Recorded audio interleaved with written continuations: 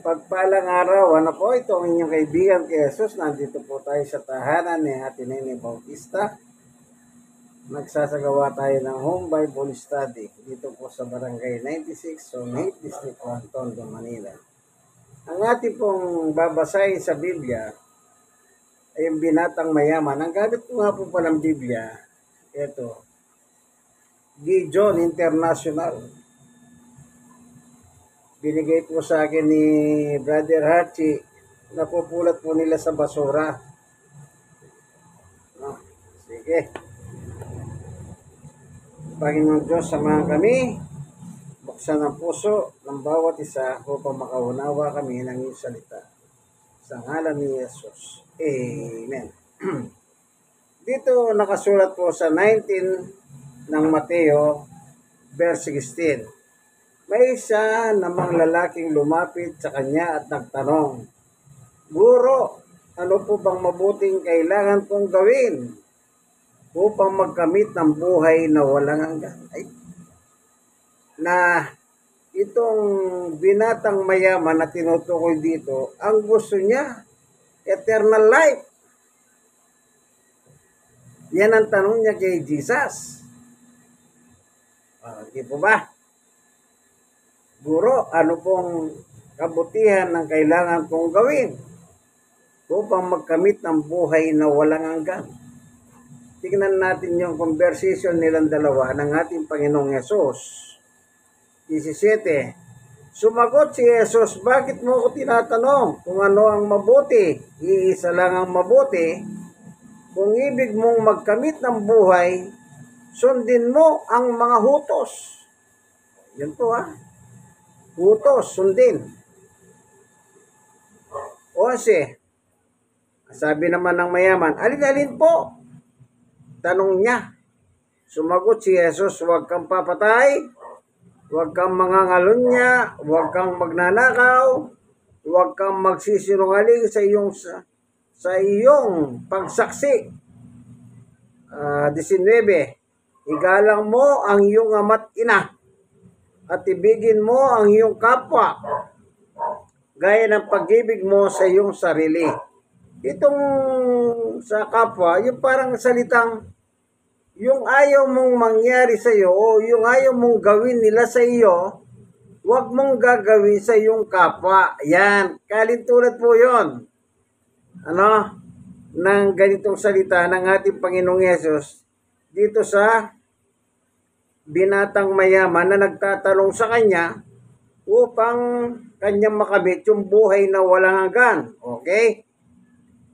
Sa 20, sinabi ng binata, tinupad ko na pong lahat yan.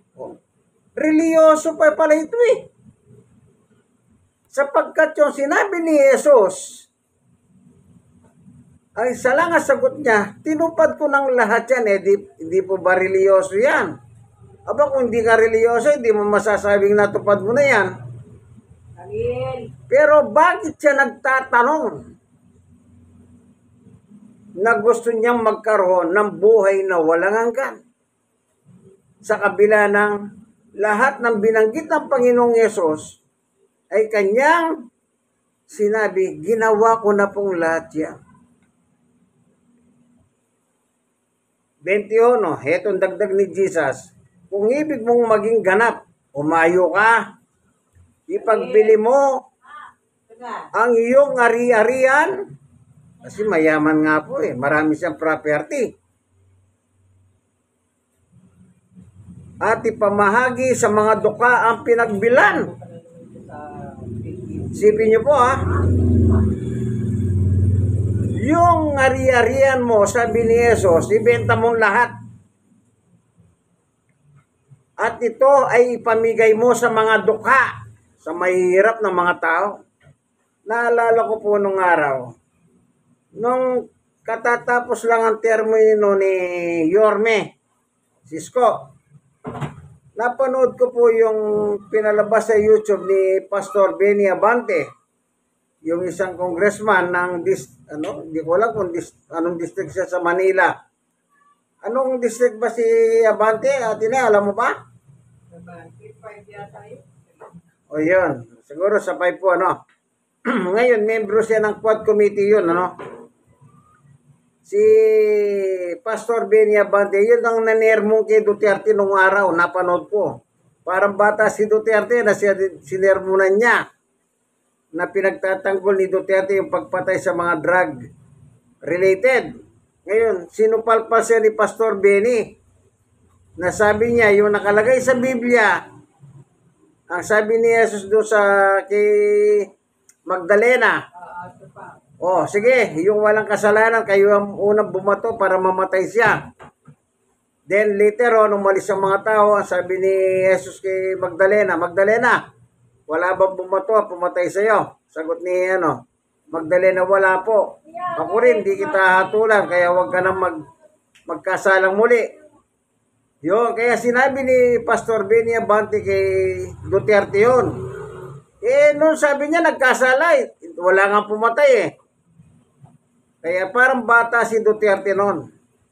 Ngayon, si Isko naman, nagsimba siya doon sa simbahan kung saan nagmi-minister si Pastor Benny Abante.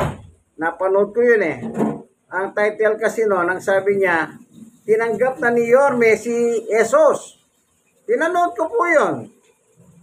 Ang topic nila, eto, yung binatang mayaman. Kaya sabi ko, tama-tama yan. Siguro sadyang ito po tinapik ni Pastor Benny Abante.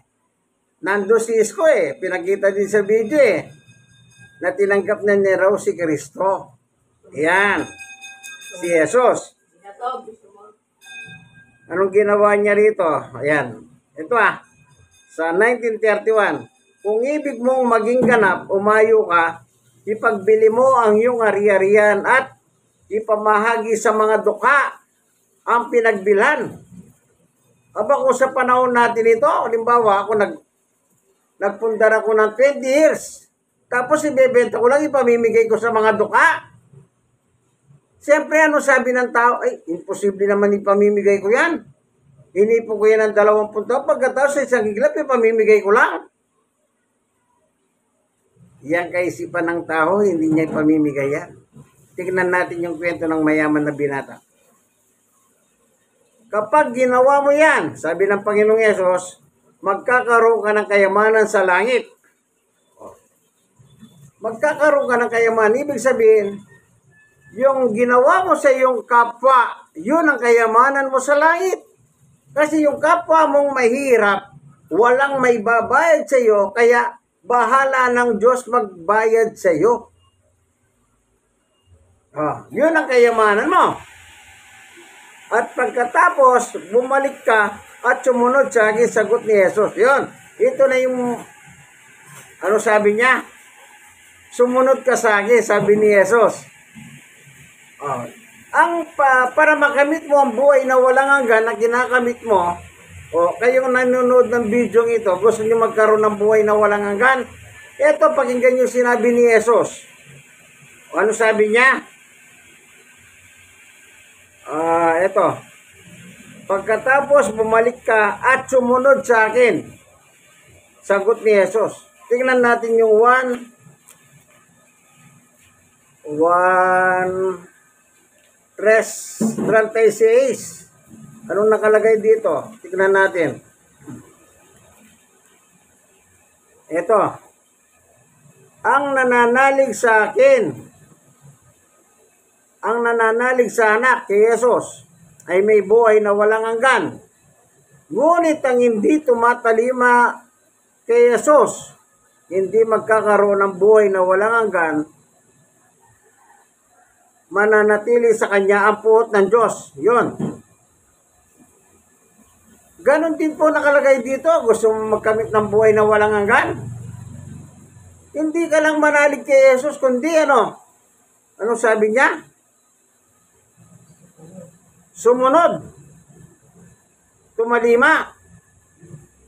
Pag hindi ka tumalima, sabihin mo, nananalig naman ako kay Jesus Madaling sabihin yan Lalo na sa harap ng ibang tao, madaling sabihin yan.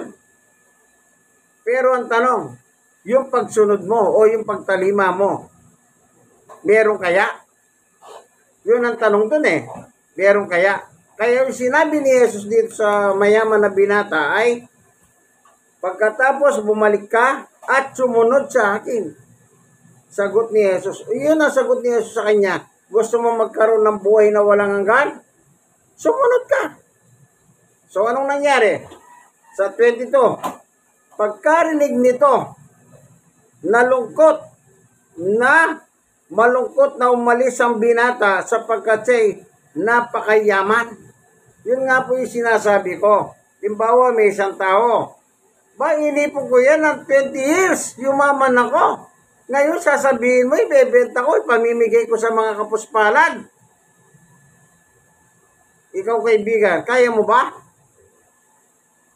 Nagkataon naman, kaibigan ko si Isko.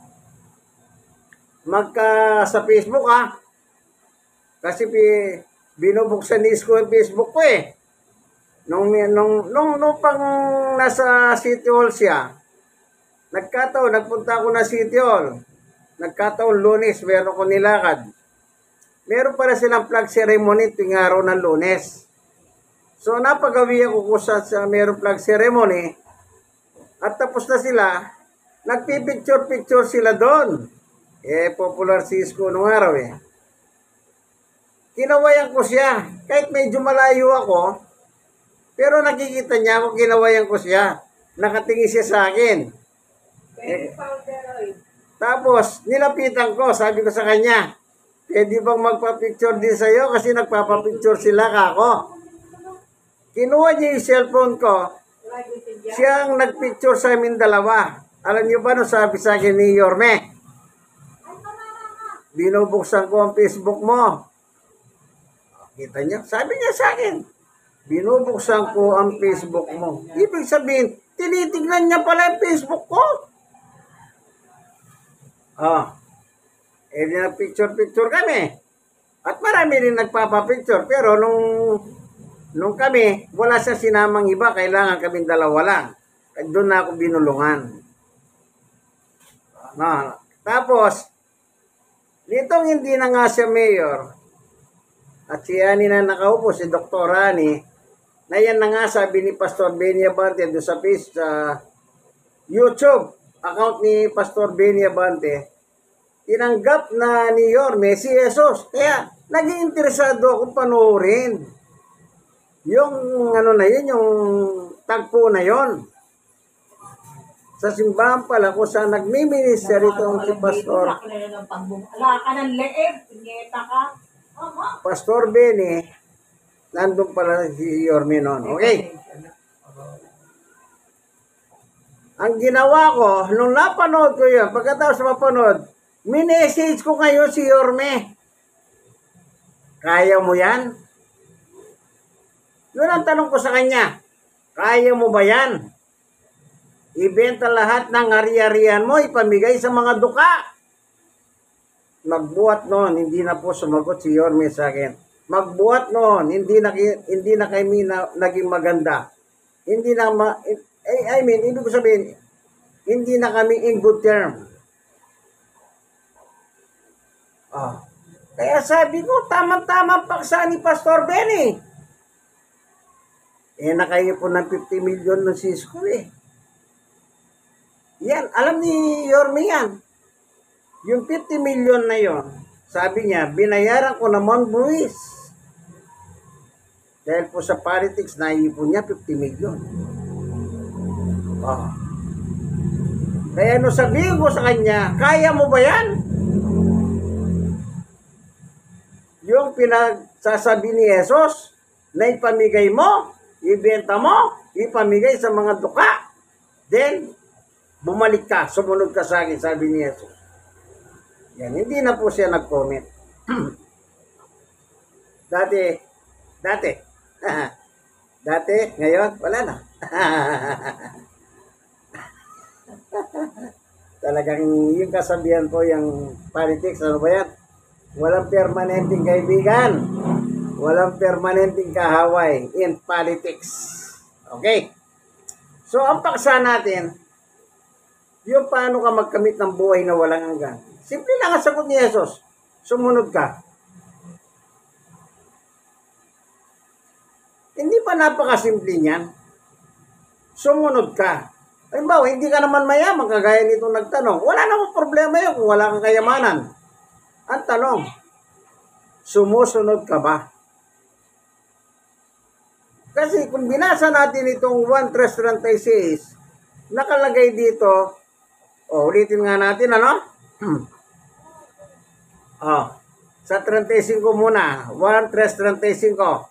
Minamahal ng Ama ang anak, ang Ama, ang Diyos, ang anak, Jesus. At ibinigay sa Kanya ang kapamalahan ng lahat ng bagay. Ang nananalig sa anak, may buhay na walang hanggan. Ngunit ang hindi tumatalima, yun ang isyu. Ang hindi tumatalima. Anong sabi ni Jesus? Pag hindi ka tumalima kay Jesus, mananatili sa Kanya ang puot ng Diyos. Yun. Pag hindi ka sumunod kay Jesus, kahit paniwala ka kay Jesus, yung galit ng Diyos, yung puot ng Diyos, yun ang maghahari sa iyo. Ibig sabihin, convicted ka. Hindi ka nga lang pinatutupad. Hindi pa pinatutupad yung conviction mo. Pero, yun ang nasa buhay mo na dala-dala mo. Yung, anong sabi? Puhot ng Diyos. Di napupuhot pala ang Diyos. Sino ang tinapupuhutan ng Diyos? Yung mga taong hindi tumatalima sa kanyang anak na si Jesus. Sapagkat si Jesus po anak ng Diyos, si Jesus ay representative ng Diyos dito sa mundo. Si Jesus ang pinadala dito sa ating lupa, upang tubusin ang ating mga kasalanan. Tingnan ninyo si Satanas. Okay, tuloy natin yung sa mayaman. Sa 23. Ay 22. Pagkarinig nito, yung mayaman, narinig niya. Kasi nag-uusap sila ng face to face eh. Pagkarinig nito, malungkot na umalis ang binata sapagkat siya'y napakayaman. Ibig sabihin, talagang mayaman ito. Napakayaman. Iba yung salita, ay mayaman yan. Mayaman lang, ganun lang. Pero yung napakayaman, kumbaga sa dami ng mayaman, siya ang pinaka-mayaman. Para ma-distinguish mo kung gaano kalaki ang kayamanan nito. Yun nga sinasabi ko. Nagtrabaho ka ng 20 years, nagpundar ka, nagsikap ka, at kumita ka. Pagkatapos sasabihin na, ipamigay mo. Isang araw lang. At bumalik ka, sabi ni Jesus. Nalungkot, umalis. Tignan natin si Satanas. Nang si Satanas naman ay itutoksoyin si Jesus. Ang ginawa ni Jesus, Bible study si Satanas. Anong ginawa ni Satanas? Hindi niya rin parang gaya siya ng binatang mayaman. O, tingnan natin. Sa chapter 4 ng Mateo po yan. Babasahin ko, ano? O, anong sabi rito? Sa 4, Mateo 4:11. At iniwan siya ng dyablo. Isipin nyo? Yung mayaman na binata na gusto magkaroon ng buhay na walang hanggang sa piling ng Diyos sa langit, yun ang gusto niya. Kaya siya nagtanong kay Jesus. Ngayon, bananggit ni Jesus ang kanyang dapat gawin. Ang sagot niya, nagawa ko ng lahat yan. Kaya sinabi ni Jesus, ang kulang ito. Yung kayamanan mo, ibenta mo, yung pinagbentahan, ipamigay mo sa mga duka. Alam niyo po, pag gumawa kayong kabutihan doon sa mga duka, yung duka, walang may tutulong sa iyo yan. Walang may babayad. Ang Diyos ang magbabayad sa iyo dyan. Kung anong ginawa mong tulong doon, bahala na po siya kung gumanti sa iyo ang Panginoon Diyos. Yun yung sinasabi niyang, mahalin mo ang kapwa mo gaya ng pag-ibig mo sa iyong sarili. Ikaw kumakain ka ng masarap. Yung sa chapter 16 din ng Lucas, yung mayaman at si Lazaro. Yung mayaman, walang abag yun. Kaya nung mamatay yun, nasa apoy ng purgatorio. Ay, Apoy ng pagdurusa. Bakit? Nasa pintuan niya si Lazaro na humihingi ng pagkain, hindi niya binibigyan. Napakadamot ng mayaman na ito. Ganyan yata yung mga mayayaman, madadamot. yung may yung kay Lazaro, madamot yung mayaman to, kaya numamatay. Yun, nandun sa dako ng pagdurusa. Nagre-reklamo. Wala na. Oh. Bigyan mo na ng pagkain si Lazaro, okay na sana kasi hindi nga Ang ginagawa niya, yung nauulog na mumo sa kanyang lamesa, yun ang pinupulot ni Lazaro. Yung problema, meron pang asong kasabay na mumulot din. Oh. Walang awa yung mayaman. Kaya itong mayaman na dito, kung anong gusto niya magkaroon, buhay na walang hanggan, umalis. Si Satanas, nang i-Bible study naman ni Jesus, hindi rin makatagal si Satanas, umalis. Doon sa Mateo chapter 4, kung may Biblia po kayo, sundan ninyo. Ayan. Anong sabi sa 4:11? At iniwas yan ng dyablo. O, kita nyo? Kaya, kung gusto po natin ng buhay na walang hanggan, maliwanag naman Okay, kung sumasampalataya ka, okay yan. Pero kailangan, totoo yan. Paano magiging totoo ang pananampalataya mo sa Panginoon? Kailangan may kalagip na pagsunod. Ano po? May kalagip na, halimbawa ganito, O Jesus, naniniwala na ako sa iyo. Naniniwala ka sa Kanya. Ang tanong, sinusunod mo ba si Jesus? Baka naman yung gusto mo. Kaya yung binatang mayaman, bigo yun. Bigo. Bakit? Iniwan niya si Jesus. Malungkot siyang umalis. Malungkot siya tugon sa kanyang request. Ba't pa nagtanong kasi? Sana hindi na siya nagtanong. Kanya lang, gusto niya magkaroon ng buhay na walang hanggan. Kaya ganon. Dito sa gawa, meron din ganyang kasaysayan Tignan lang natin Ang gusto rin nila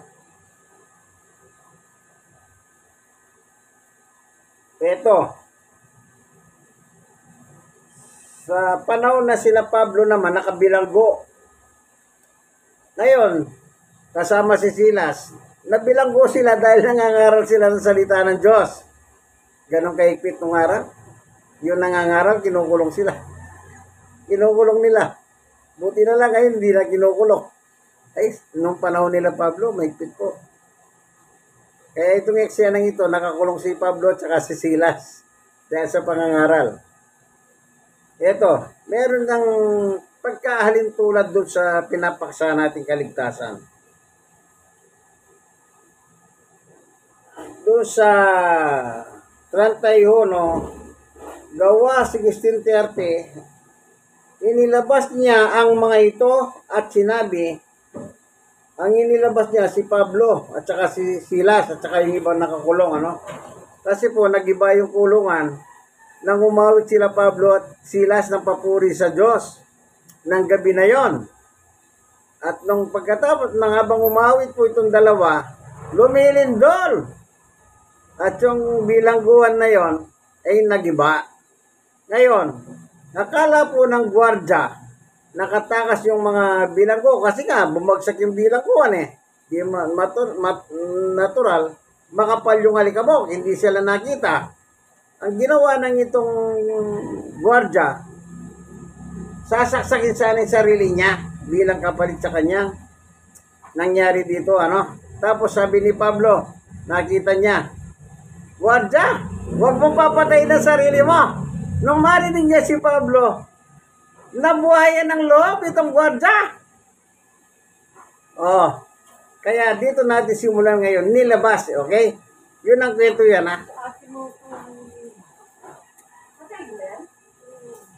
Sa Gawa 16:30, inilabas niya ang mga ito at sinabi, mga Ginoo, ano po ang dapat kong gawin upang ako'y maligtas? Ayan, kaligtasan din ang hinahanap nito. Buhay na walang hanggan din.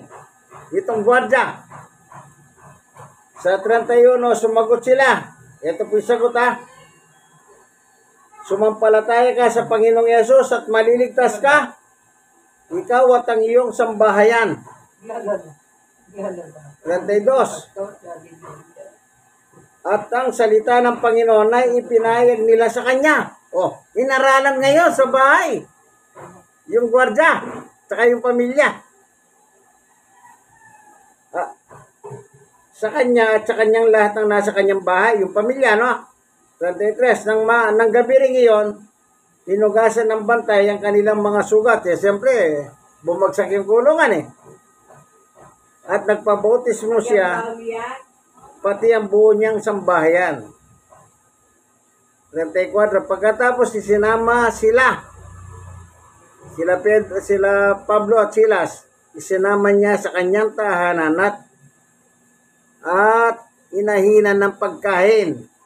Galak na galak siya at ang kanyang buong sambahayan sapagkat sila'y natutong sumampalataya sa Diyos. Amen. Yun din, yung isang related din yun sa bilangguan naman, yung gwardiya. Nang magiba yung kulungan sa kakahawit nila Pablo, mawit po sila papuri sa Diyos. Siguro sabi na, praise the Lord, praise the Lord. Di ako talaga masigat. Pagpasisya na ninyo, hindi ako naipanganak na singer, Siguro kumakanta sila gano'n, nag-praise the Lord sila. Biglang lumindol, nag-iba po yung bilangguhan. Natural, pag nag-iba, tinalikabok.